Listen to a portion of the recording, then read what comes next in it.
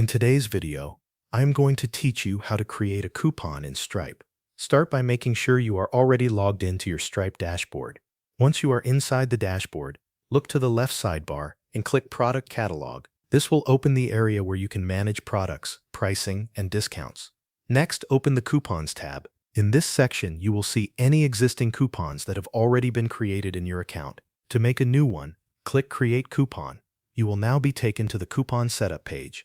Begin by entering a name for your coupon in the name field. Choose a name that makes the coupon easy to recognize later. After that, if you want to use your own custom coupon ID, enter it in the Coupon ID field. If you do not need a custom ID, you can leave this blank, and Stripe will automatically generate one for you. Now move to the Type section. Here, choose whether the coupon will offer a percentage off or a fixed amount off. If you select percentage off, enter the discount percentage you want to give. If you select fixed amount off, enter the exact discount amount you want to offer. If the coupon should only work with certain products, look for the option to apply it to specific products. Select that setting, then choose the products you want this coupon to apply to.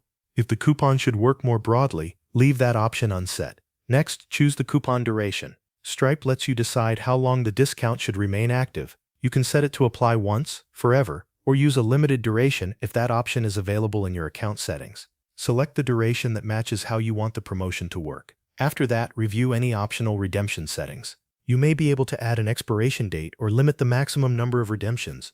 These settings are useful if you want tighter control over how and when the coupon can be used. Before creating the coupon, take a moment to review all of the details.